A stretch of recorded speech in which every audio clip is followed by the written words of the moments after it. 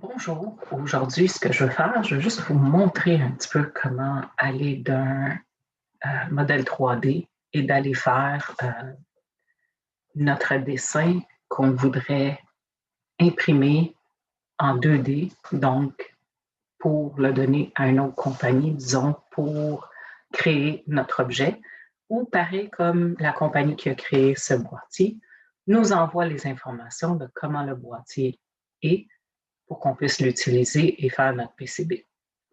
C'est un petit peu plus à titre informatif, car je ne vous demanderai pas de faire ça dans votre projet ou dans un laboratoire.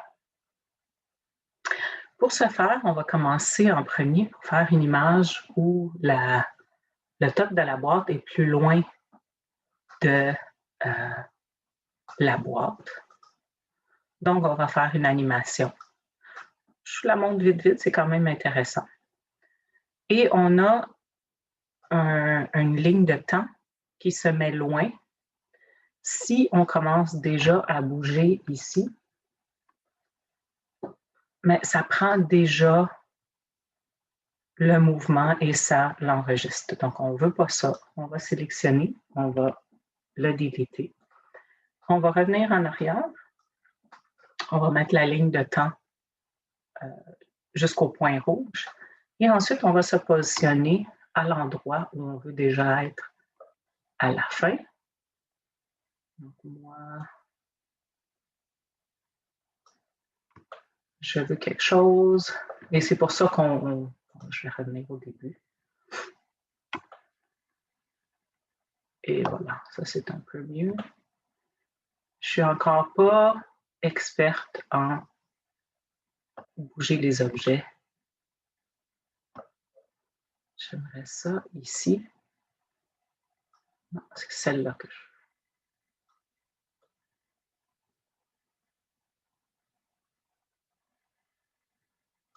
On va dire comme ça.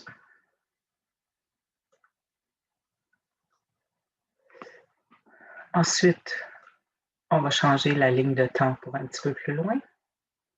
Et on va transformer l'objet pour bouger le couvercle plus loin pour voir l'intérieur du couvercle. Et on va dire OK. Donc maintenant, on peut voir le couvercle qui s'éloigne. On va commencer maintenant un drawing. Quand il parle de drawing, c'est vraiment un 2D. Et on va dire qu'on va partir à partir de l'animation. Et j'appuie sur OK. On va ouvrir un nouveau dessin. Et dépendant de votre ordinateur, ça va prendre un petit peu de temps. Et j'ai un dessin 2D où je vois ma boîte qui arrive ouverte, pas dans le sens que j'avais demandé. On va voir qu'est-ce qui va arriver. Et elle est très grosse. J'aime pas ça parce qu'on a un scale de 2:1. Donc, 2 cm sur mon dessin est égal à 1 cm de ma boîte. Donc, moi, je vais le mettre à 1:1. La boîte va rapetisser. Je vais la mettre dans le coin juste pour la montrer et je vais appuyer sur OK, voir qu'est-ce qui se passe. Les options que j'ai choisies ont fait que la boîte, elle est juste dessinée, les contours. J'aime pas tellement ça. J'aimerais ça qu'elle reste avec la texture et les couleurs qu'elle avait dans le dessin 3D. Donc, je vais cliquer 2 fois dessus et je vais choisir Shaded ici et je vais dire OK. Donc, j'ai ma boîte. C'est plus pour voir en 3D de quoi qu'elle a l'air. Et ensuite, je vais amener les dessins que je veux voir. Donc, tous les dessins sont ici, les Drawing View. Donc, on va prendre la Base View. On va revenir ici et on voit qu'il l'a amené. Mais il l'a amené en nous montrant la face front. peut-être que ce n'est pas ça que je veux aujourd'hui. Aujourd'hui, je voudrais avoir le top. J'aimerais avoir le top de la boîte. Donc, je vais le placer ici, sachant que je peux le bouger à nouveau après. Et je dis OK. Et maintenant, je vois le top de ma boîte. Le top de ma boîte fermé. Si je veux, par exemple, ne pas voir le couvercle pour voir à l'intérieur de mon boîtier, donc ce morceau-là, on peut aller dans l'arbre de dessin. Cette partie ici, c'est le boîtier storyboard, c'est celle-là ici. Et on peut vérifier parce qu'on peut enlever un morceau et on voit que c'est celui-là. Donc, pour l'instant, ce n'est pas ici que je veux travailler, c'est sur le boîtier. Et je ne veux pas voir le couvercle. Je veux seulement voir à l'intérieur de la boîte. Donc, ça, c'est l'intérieur de ma boîte. Ensuite, peut-être que je veux des projections. Je veux une projection de ceci. Et si je l'amène en haut, je vais voir une façon de le voir. Sur le côté, c'est vraiment une projection. Et on peut même avoir une projection de côté. Pour nous, ce n'est pas important parce qu'on a déjà la vision ici, donc on n'en a pas besoin d'une autre. Mais ce que j'aurais besoin, peut-être, c'est une ici et une façon de le voir ici. J'appuie sur Enter, j'ai fini. Maintenant, j'aimerais voir le couvercle. Je vais prendre un autre Base View et cette fois-ci, je vais aller regarder en dessous. En regardant en dessous, je le dépose. Et cette fois-ci, ce que je vais faire, c'est que je vais cacher le body. Fait que je vais avoir la vue d'en dessous du couvercle. Donc, voici ma vue d'en dessous du couvercle. Et avec ça, on peut faire toutes les autres choses qu'on peut. On peut faire une section. Donc, disons que je veux couper mon boîtier. Et là, je vais me rapprocher d'ici à ici. Hop, ça ne l'a pas choisi. Voilà. Et là, je fais Escape.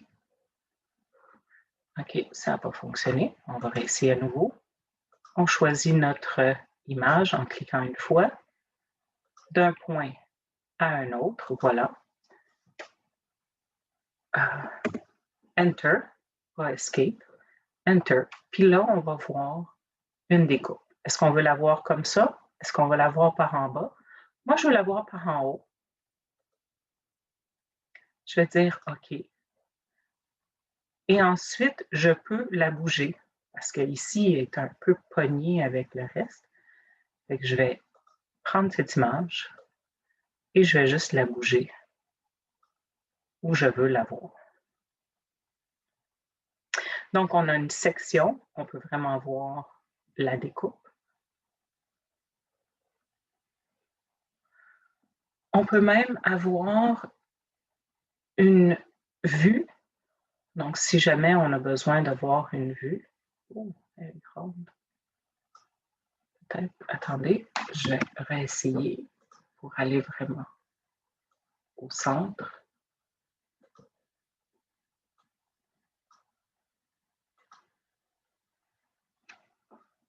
Et on peut voir une vue de l'objet.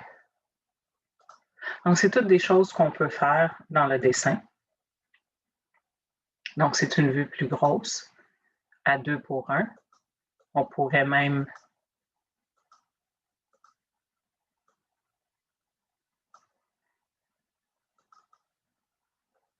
aller en disons 3 pour 1, 4 pour 1. Donc, vraiment voir plus gros si jamais on a besoin d'aller plus gros. Peut-être qu'il y a un détail spécifique qu'on veut vraiment aller montrer. Donc, ça, c'est toutes des choses qu'on peut faire. Ensuite, un dessin comme ça, c'est bien intéressant, mais on a besoin de mesures.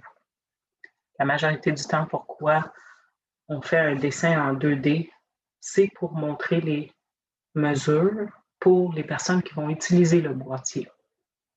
Donc, on a les dimensions ici, Dimensions. 2 façons de faire. Cliquez sur une ligne. En ce moment, il n'est pas en train de prendre ma ligne au complet. Et voilà, on a une ligne ici qui peut prendre au complet.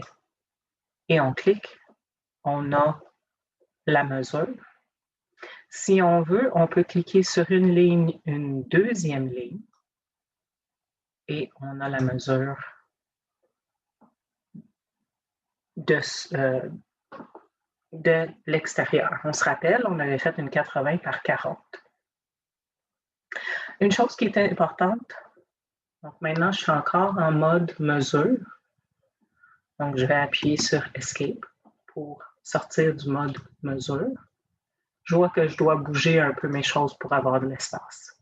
Une chose à noter, les dimensions ne doivent jamais s'entrecroiser. Par exemple, si j'avais mis ma première mesure, je pense qu'il ne me laisse même pas le faire. Hein? Il est bon? Ah, voilà. On ne devrait pas faire ça jamais. Avoir une mesure plus grande à l'intérieur de la mesure qui est plus petite. Ça porte à confusion. Il ne devrait jamais y avoir de croisement ici. On devrait toujours avoir la mesure la plus petite à l'intérieur, plus bas, plus proche de l'objet, et la mesure plus grande, plus haut, plus loin de l'objet. On peut aussi mesurer... non, c'est pas ça que je veux faire, excusez-moi. On peut aussi, dans les dimensions, il y a des autres options. On peut mesurer un angle, on peut mesurer un diamètre, un rayon, un diamètre. Donc, je vais y aller avec le diamètre quelques instants, juste pour vous montrer que maintenant, je ne peux plus sélectionner autre chose que des cercles ou des arcs. Donc, je peux arriver ici, mettre la dimension du plus petit, mettre la dimension du plus grand, mettre la dimension de mon arc ici, et ainsi de suite. Vous pouvez prendre un peu de temps, jouer un peu avec ces différentes options. Ça ne fait pas partie de ce que vous devez faire pour le projet, c'était juste quelque chose que je voulais vous montrer.